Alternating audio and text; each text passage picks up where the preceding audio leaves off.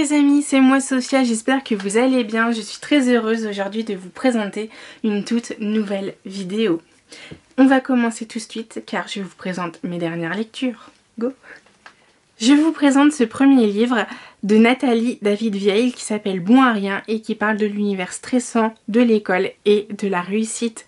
On suit Félix qui est ultra mauvais à l'école et personne n'arrive à l'aider, ni ses parents, ni sa sœur à qui tout réussit, ni ses profs et surtout ses profs qui n'arrivent pas à l'aider. Personne ne comprend pourquoi il a autant de mauvaises notes et c'est très compliqué. Donc on part dans cet environnement ultra stressant de l'école avec les parents qui essayent de faire des choses pour arriver à l'aider et c'était extrêmement stressant. Voilà, c'est vraiment le mot qui décrit parfaitement ce livre, stressant.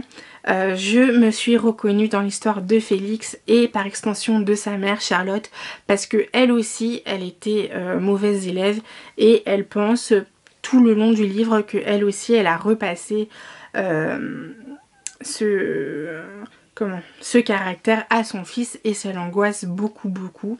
Mais en fait ce n'est pas ça heureusement et je vais pas vous dire la fin parce que je vous laisse le découvrir, je suis gentille.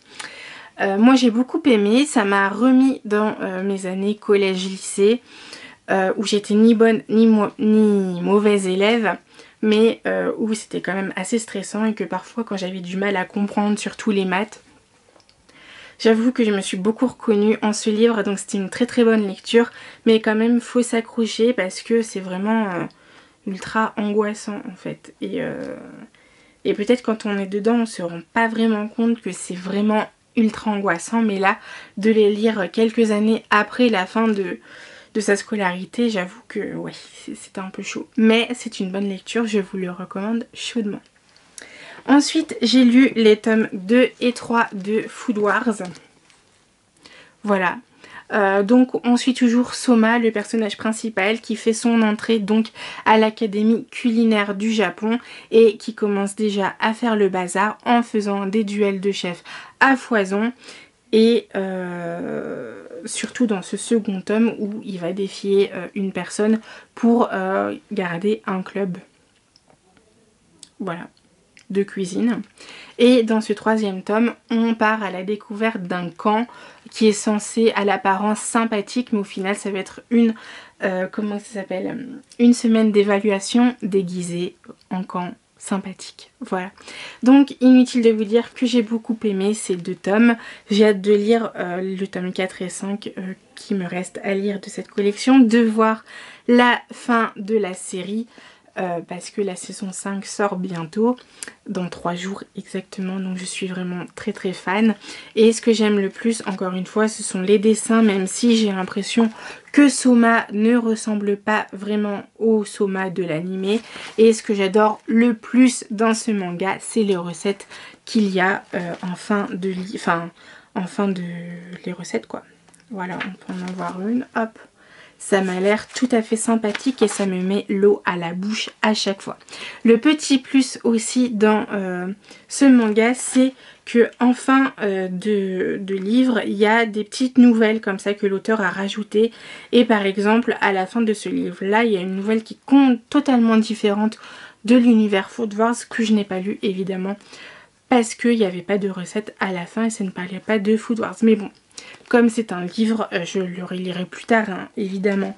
Mais enfin bon, moi je suis ultra fan et je ne peux que vous le recommander. Voilà. Ensuite, j'ai lu le tome 2 de Asadora que je vous remets. Attendez 2 secondes, est-ce que je ne l'ai pas déjà mis dans l'autre livre, dans l'autre qui va sortir parce que... Ah non, je ne l'ai pas mis. Voilà. Donc, comme j'ai sorti une vidéo qui va sortir le 17 juillet, j'étais un peu perdue dans ce que je devais vous présenter parce qu'il y avait un livre que je voulais vous présenter aujourd'hui mais que j'ai déjà présenté. Donc, voilà. On va pas refaire des... on va pas tout remélanger. Donc, hop, tout est présenté, c'est bien. Voilà. Donc là j'ai lu le second tome d'Asadora que je ne peux pas vous présenter en physique parce que je l'ai prêté. Donc je vous mettrai la couverture ici. Et encore une fois, Asadora, j'ai beaucoup apprécié, de Naoki Urasawa aux éditions Big Kana. C'est un livre que j'ai beaucoup apprécié, même s'il me faut un petit temps, parce que à chaque fois j'ai l'impression que j'ai un problème spatio-temporel et je sais jamais trop dans quelle année on se trouve. Voilà.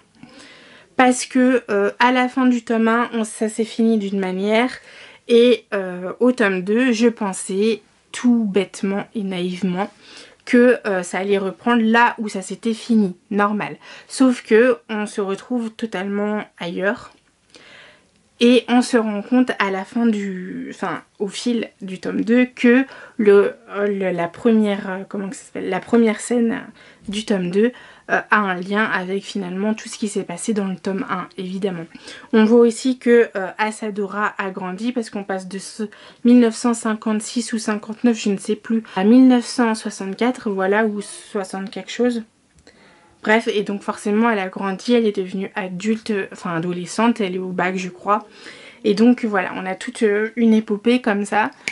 Et je comprends toujours pas le lien avec le 2020 du début du livre, du tome 1. Bon, à voir avec les autres tomes. En tout cas, j'ai beaucoup aimé et les dessins sont vraiment fabuleux. Donc voilà, je n'ai qu'une chose à dire, courez lire cette nouvelle saga manga. Voilà, c'est tout. Ensuite, on passe à la BD La Nuit et mon royaume de Claire Fauvel aux éditions Rue de Sèvres, qui nous parle de passion et de musique. Alors, on fait la connaissance de Nawel, qui ne connaissait pas du tout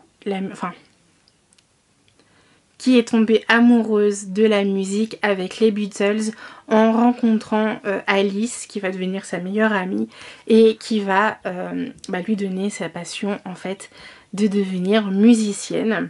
Et donc elles vont monter un groupe et ça parle aussi de la puissance de la passion qui peut être soit on fait partie des gens qui arrivent à la raisonner, soit on fait partie des gens comme Nawel et moi, hein, on va pas se le cacher avec les livres, qui n'arrivent pas du tout à la raisonner et du coup ça peut être une catastrophe. On voit ici dans ces pages que Nawel va vraiment souffrir de cette passion qui va en même temps la libérer et en même temps l'emprisonner. Bref, c'était magnifique. Je vous parle que de la passion parce que je veux pas trop vous spoiler, mais c'est beaucoup plus que ça évidemment. C'était beau quoi. En plus les dessins sont juste magnifiques. Enfin c'est vraiment une BD coup de cœur que je ne peux que vous recommander. Et voilà. Et ensuite on passe à une autre dernière BD qui, celle-ci n'était pas du tout prévue dans ma pile à lire de l'été, mais que j'ai lu parce que parce que j'avais très envie de découvrir cette BD, qui est une BD jeunesse qui s'appelle Lettres d'amour de 0 à 10 de Suzy Morgenstern et Thomas Bass. Thomas Bass étant l'illustrateur, aux éditions Rue de Sèvres toujours. Et c'est la BD la plus mignonne que j'ai lue jusqu'à maintenant. Ça fait à peu près un an. En septembre, ça fera un an que j'ai commencé à lire réellement de la BD. Et là, c'était la plus mignonne de toutes les BD que j'ai lues. C'est une saga jeunesse. On fait non pas une saga, pardon. Un one-shot jeunesse. On fait la rencontre de Ernest qui vit avec sa grand-mère et sa vie elle est un peu trop monotone pour ce petit écolier de CM2 jusqu'au jour où il va rencontrer Victoire qui est sa nouvelle camarade de classe et qui va lui faire vivre des aventures qu'il n'a jamais vécues tout simplement.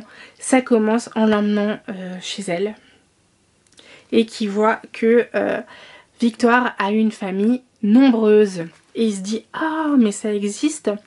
Donc du coup, il va découvrir un nouveau mode de vie et il va peu à peu chercher à modifier la sienne.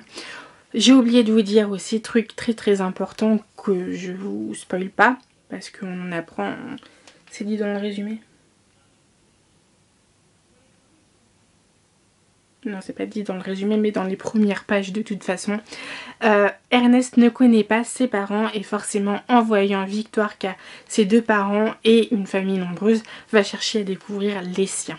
Voilà, donc c'était tout mignon, c'était tout beau, c'était frais et puis bah, les dessins sont juste magnifiques quoi.